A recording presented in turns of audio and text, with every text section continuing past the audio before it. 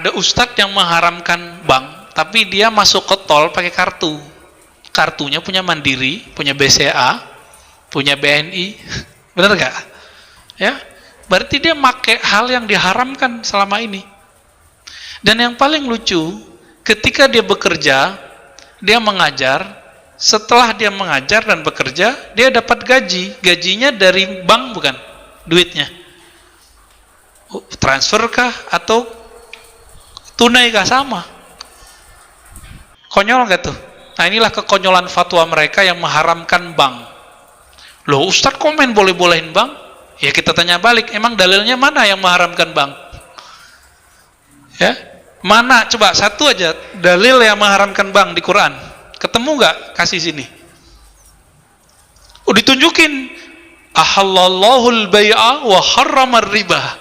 Allah halalkan bai, transaksi, dan haramkan riba. Itu yang diharamkan riba, bukan bank. Oh berarti dia salah paham. Dikira bank itu pasti riba. Dikira ayat itu berbicara bank. Dia lupa bahwa ketika saya mengatakan riba di situ adalah bank, itu namanya penafsiran atau ijtihad. Bisa salah nggak? Bisa salah nggak? Bisa. Bahkan wajib salah, Pak. Saya udah cerita sebelumnya bahwa ulama Darul Ifta di Mesir tahun 82-83 mengharamkan bank. Berarti produk bank haram semua, kredit rumah haram, kredit mobil haram, tuh makan haram tuh kalian ya. Gimana Pak? Mau? Bapak jujur aja, pernah ngeredit rumah kan? Ngeredit mobil, motor, tuh yang paling sederhana motor Pak ya. Padahal murah, ada duit tunai, nggak mau. Maunya tetap ngeredit, tuh nggak tahu tuh cara mikirnya gimana tuh. Apa yang masalah ini? Ternyata sebelum tahun 90, Syekh Tontowi dan beberapa syekh-syekh yang lain yang mereka mufti-mufti di Mesir itu membolehkan produk-produk bank. Ramailah di zaman itu. Terjadilah pergolakan. Saya masih ingat di awal tahun 2000-an ya, terjadi perdebatan panjang di Indonesia ketika sosialisasi tentang bank syariah 2003 lah, 2002-2003. Karena bank itu difatwakan haram di Indonesia tahun 2003, Pak. Telat nggak? Ini coba diingat-ingat nih. Mesir mengharamkan bank 82 atau 83. Kita ambil aja 83, oke? Indonesia baru mengharamkan bank 2003, oke. Apa yang mengejutkan, di tahun 2003 itu Mesir sudah merevisi fatwanya. Kira-kira gimana Pak? Apa yang direvisi? Yang tadinya bank baik konvensional ataupun syariah sama mereka. Yang tadinya dianggap haram sama dengan riba, itu dia dibatalkan. Bahwa bank bukanlah riba. Mengagetkan nggak Pak? Gimana? Ayo gimana? Cara memahami ini. Oh berarti fatwa bisa berubah? Iya. Kenapa fatwa bisa berubah? Jika ijtihadnya berubah. Kenapa ijtihad bisa berubah? Jika perangkatnya, lalu kondisinya, kondisi sosialnya, persoalannya berubah. Namanya mungkin bisa sama-sama. Dalilnya mungkin bertambah. Berubah semua. Ternyata dulu pakai hadis dhaif mengharamkan bank. Kullu qardin, ya. Semua pinjaman, ya, yang kemudian mendatangkan manfaat, fahuwa riba, ya. Semua transaksi simpan, pinjam meminjam yang menghasilkan tambahan adalah riba. Tambahan itu belum tentu, hadis ini kan nggak bicara bunga. Udah gitu hadisnya tidak sampai derajat sahih. Paling tinggi hasan li ghairihi. Paling tinggi. Bayangkan, Pak. Terus saya menghalalkan riba? Enggak, saya nggak pernah menghalalkan riba. Saya mengatakan bahwa ulama Darul Ifta mengatakan riba beda dengan bank. Bank bukanlah riba. Gitu. Di Indonesia muncul 2003 bank, ada bank muamalat ya. Bank muamalat 2003 Pak ya? Ya. 2003 muncul bank muamalat. Terus apa? Hebatnya MUI Indonesia kemudian membuat produk namanya DSN, Dewan Syariah Nasional ya. Akhirnya diperjuangkan, masuklah ke lembaga keuangan terbesar di Indonesia. Ya. Masuk ke BI ya. Masuk ke OJK. Jadi udah diakui, kekuatan hukumnya diakui. Coba lihat, ini berubah loh fatwa. Kita telat nggak Pak? Mesir baru mengharamkannya 83, menghalalkannya 2003. Kita baru mengharamkannya. Telat kita. Ini bukan nyuruh Bapak minjam ke bank loh ya. Nggak ada maksud. Ini biar kita jelas bahwa yang kita lakukan sama ini bukan haram. Ya. Bukan saya Ustadz serba boleh, bukan. Enggak, antum keliru juga. Baik. Saya konfirmasilah masalah ini ke teman-teman kita di bank. Kebetulan mahasiswa saya ada yang kerja di beberapa bank ya. Ada yang di manajemen direkturnya ya. Direktur bagian apa gitu ya. Ada yang di bagian stafnya. Bahkan ada direktur BNI Syariah yang bagian timur ya, itu sahabat kita, jamaah istrinya, jamaah saya juga. Ya saya tanya-tanya juga beberapa hal. Dalam hal ini Bapak Saudara makan Allah, ijtihad bisa berubah, fatwa bisa berubah. Kenapa? Karena beda zaman, beda masa, beda dalil yang diperoleh, beda pandangan yang didapat. Gitu. Terus apalagi nih? Di kalangan salafi yang mending nambah haram, riba. Siapa yang makan bunga bank riba. Siapa yang ngeredit semacam riba. Ya kita sih nggak ngelarang, cuma jangan ngelarang kita. Kita punya fatwa sendiri soalnya, ya. Kita punya ulama yang membolehkannya. Gitu. Jadi kita hormati fatwa mereka, nggak masalah. Silakan antum haramkan bank, antum haramkan GoPay, haramkan saja OVO, haramkan saja Bitcoin, haramkan saja semua uang-uang elektronik, ya. Tapi jangan larang kita punya fatwa sendiri.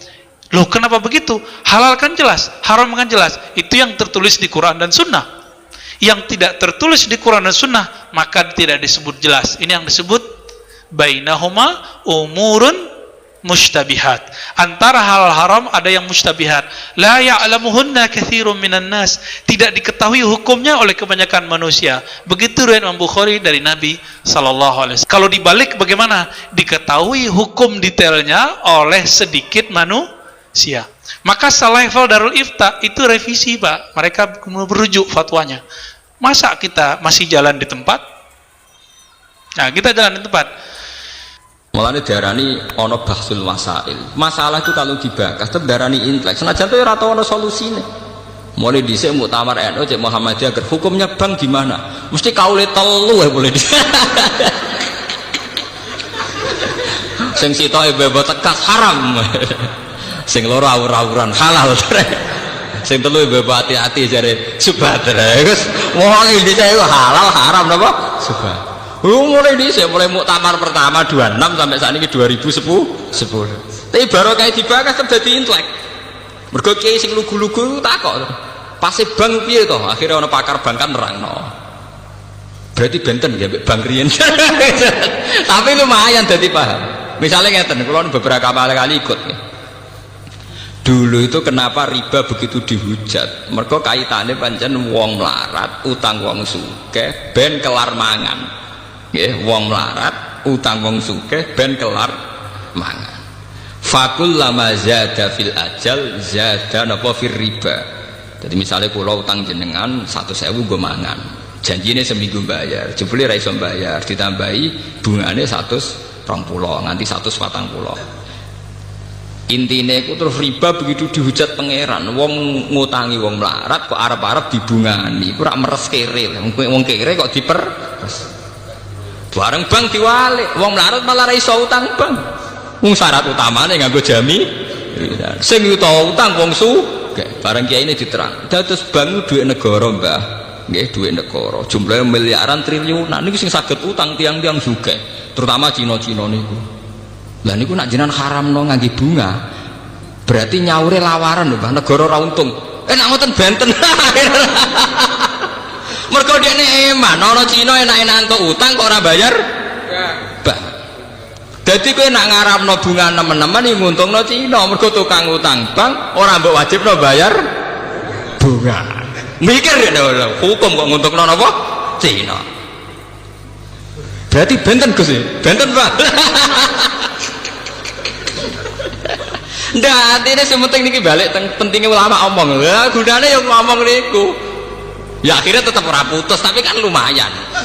Ana proses intelektual, ana proses transfer informasi, ana proses pendidikan.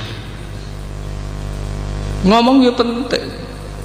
Tapi yang bermutu lho, mau kan value diril alim ora jahil lho. Anak jahil ngomong malah ngacokno masalah. Ngalim yo ngalim, ngalim yo ya ngalim. Jadi tetap penting. Dulu tuh orang tidak tahu yang namanya intelijen itu apa, konspirasi itu apa. Gara-gara dibokas, akhirnya uang roh. Coba berapa ilmu yang karena didiskusikan di TV, karena ada dialog, orang tetap menjadi intelek, tetap mau nak hikmah, tetap menten apa? Hikmah. Dan itu tradisinya Quran hadis. Sesuatu itu didiskusikan, diulang-ulang. Bahkan Quran piyambak beberapa kali satu ayat sampai fabi ayyi alai rabbikum manapa 3 tiban diulang-ulang. Nanti kalau seneng Gus Dur ora kok perkara mesti bener gitu. Nggih seneng ngomong. Nek serang ngomong bahaya. Karena itu tadi bagian dari memantik diskusi. Memicu napa? Diskusi. Sampeyan ndak harus setuju. Misalnya beliau dukung Ahmadiyah ora kudu setuju. Wong sampean anti napa? Ahmadiyah. Nabi cara bahasa Gus Dur dalam istilah hukum hak asasi manusia ini selera dukung Ahmadiyah, dukung hak asasi manusia repot ora sambung dah. Cek sambung cek ora sambung mok dibagas-bagas dadi roh. Akhirnya Kiai NU tahu oh Ahmadiyah ku ono to jebule. Gus sak urip-uripe dene Kiai RT ra tahu krungu makhluk jenenge Ahmadiyah. Bareng krungu langsung anti. Bareng anti, lho Mbah kok jenengan anti. Wah Ahmadiyah pokoke sesat ngene-ngene. Lah wonten napa? Ono jarene TV ono. Padahal dene dhewe ora tau roh. Ya barokah diskusi. Sekarang itu masalah riba diperdebatkan karena ada nilai intrinsik, nilai normal yang rusak. Misalnya begini, kalau sering diskusi fikih misalnya begini, mbah nak riba itu haram total dengan makna bunga itu ya repot. Masalahnya ada nilai bunga yang setara dengan nilai murni. Misalnya begini, tahun 70 jenengan diutang 1.000 rupiah, 2006 disaur 1.000 rupiah ya selangit mbek bumi. Tahun 70 wong iso ngutangi 1.000 rupiah iku adol pitik jago. Saiki 1.000 rupiah iku rantuk pangane pitik jago. Kula menangi tahun 84 niku keluarga kula kaji niku jek adol sapi loro. Padahal kajine mau 6 juta. Saiki kaji 30 juta mau butuh adol sapi telu sapi papat. Zaman tahun 84 wong adol sapi 6 untuk kaji sapi 6 sampai 10. Saiki 30 juta mau butuh adol sapi papat. Artinya apa? Nilai uang tuh gak terkendali. Mulane cara wong desa-desa, Gus kaji saiki luwih murah timbang dhisik. Ibu kula cerita zaman mbah kula haji niku entek sapi nganti 16. Terus era pesawat entek sapi 6 sampai 7. Sakniki 30 juta mau entek sapi pinten sekawan. Artinya misalnya uang tahun 80 diutang 7 juta, sekarang 2010 kon nyaur 7 juta, itu ya tetap tidak adil. Dia tetap nopo tidak ada. Mbok ya pakai krus, dan krus ini diakui oleh Islam. Gini ku kalau dalam masalah begitu disuruh pakai krus emas. Jadi uang 20 juta atau 2 juta itu saat itu mendapat emas berapa gram? Di krus nggak gini apa? Emas. Nah sekarang kalau 2010 ya emas itu berapa? Sebab itu dalam ekonomi Islam, dalam fikih fulus itu tidak pernah dihitung sebagai mata uang. Wa in rojat rawajan nukut, meskipun berlaku kayak uang emas, sing dihitung tetap nawa emas. Dan ternyata di bank-bank dunia sampai sekarang yang dihitung juga krus nawa emas. Lah coba dalam masalah kayak gini terus kamu samakan dengan riba dengan arti bunga ini kan beda sekali. Itu kan penyusutan faktor deflasi, faktor pengurangan nilai uang. Lho nggih to nggih. Misale sampean diutang tahun 80, diutang 2 juta. Tahun 2010 disaur 2,5 juta. Terus kowe ngukumi sing 500.000 riba, mergo nambahi. Jare sing ngutangi tambah apa ya cek rugi aku. 2 juta dhisik 2 juta saiki, setengah saiki ku cek akeh 2 juta. Mbok arani riba gak trimo tenan lho. Kok mbok arani riba ku piye aku cek rugi kok mbok arani apa? Riba. Wong dhisik aku ngutangi kowe 2 juta wis adol sapi, saiki 2 juta untuk wedhus misalnya. Lah, baru kayak diskusi ini kalau mboten nentokno hukum lho nggih.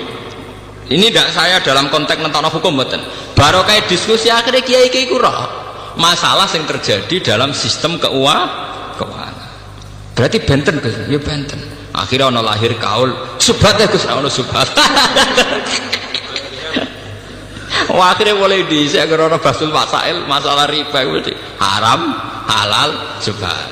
Nah, anak sing halal diputusi kenekatan, itu gak ono ulama senekat itu. Iku iseng, mboten ngarah ono riba halal muhal. Tapi masalahnya riba dengan sistem perbankan sesuatu yang dulu-dulunya memang beda itu. Dhisik wong kere utang nggo mangan. Saiki sing iso utang kudu wong sugih. Wong syarat awal kudu ngangge napa? Sertifikat ngangge jaminan. Iki kowe mau 30% saka nilai napa? Aguna. Faham ini ku pentingnya napa? Idza dzaharatul fitan wal bid'ah falyuthiril alim napa? Ilma. Sudah gitu sebetulnya nih, dalam utang piutang wong kampung itu ada solusi yang tidak riba tapi baik. Kulon beberapa kali mutusno sengketa itu tonggo-tonggo kulon itu kathah di masalah ngoten. Misale pamane ngutangi adike, dinggo kawine ponakane. Biasanya kan didol pedet nggo sapi. Walhasil tahun 90 Gus kulon tahun 90 diutangi 600.000. Riyen niku tak dolo pedet. Lho saiki 2010 ape disaur 600.000. Niku hukume piye Gus? Ya kowe dhisik ngutangi adol pedet ya kok nyaur pedet. Tenan disaur pedet tenan ya payu 1,5 juta tenan. Paham ya? Kita harus adil. Itu tidak riba. Nggih kula kandhani. Misalnya termasuk riba, gelem ra gelem kudu jenengan ikhlasno. Piye wae kakake sampean iso ngutangi sampean baru kaya adol pedet. Dhuwit 600.000 wujude adol pedet. Saiki saur pedet enak kowe ora kuwatir. Dene yo ngakoni adik nggih Gus Riyen didol pedet. Ternyata disaur pedet dadi 1,5 juta nganti 2 juta. Toh jelas-jelas Nabi dawuh khiyarukum ahsanukum qadaan. Sing apik sing utang ku tau diri. Iku Nabi nate utang pedet disaur sapi. Nggih, Nabi nate utang pedet disaur napa? Sapi. Ketika sahabat tidak mau nerima, ya Rasulullah, yang saya pinjamkan ke jenengan itu pedet. Ora, aku wong apik. Nah apik ku nak nyaur diluwahi jare. Aku wong apik, wong pilihan. Nek wong pilihan ku ning dinggon ya ngluwahi. Itu ana dawuh khiyarukum ahsanukum qadaan. Jadi kue nak ngaramno riba teman-teman itu mendukung gerakan medit. Ini catat nggih. Kue ngaramno riba gerakno pasukan medit. Nguntungno Cina sing nggawa dhuwit negara. Jadi cara bahasa kasare ngeten. Umat Islam ngringano bebane Cina. Mergo nak utang bank ra usah bayar bunga. Gelem kowe nguntungno. Mikir ya bolak-balik barokah diskusi. Berarti kalau muni bank haram ya rada keliru Gus. Sebelah sing untung Cina. Lah masane jenengan sing untung sinten nanti. Ya barokah napa? Diskusi. Makanya kalau nyuwun jamaah teng mriki napa sinten mawon. Orang itu harus jangan merasa pinter sendiri, harus mau berwacana, berdiskusi. Mojo sinau dhewe nang kuamar pepeh kitabe kuno baleni kuno terus rasa paling bener mergo sakral. Pemene nak lampune ublik terus kok sakral-sakral dhewe. Kadang kita itu kultus itu karena fisik. Juga le dukun ning desa ngisor pring, rata wadus sawangane muandi. Tapi nek wis ning gone lobi hotel muacak nggawa HP, sawangane wis gak mandi. Lha iku jenenge wong ku kena justifikasi, kena napa? Nggih ngoten niku. Manusa pancen ngoten niku.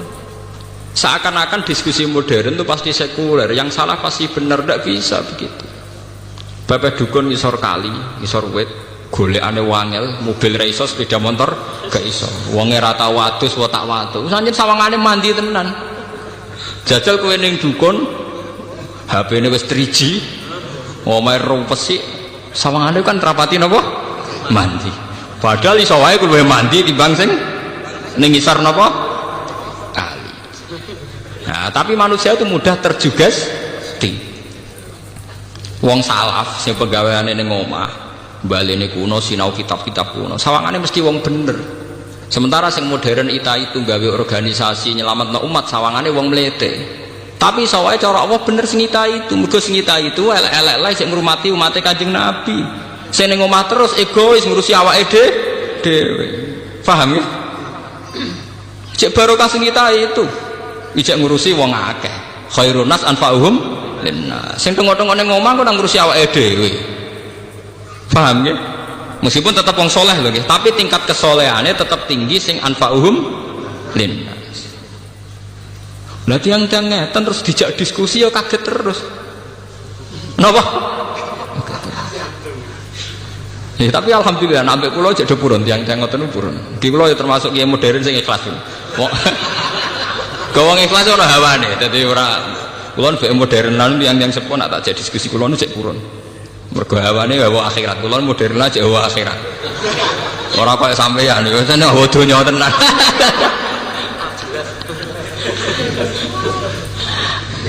Paham ya? Jangan, makanya nggih.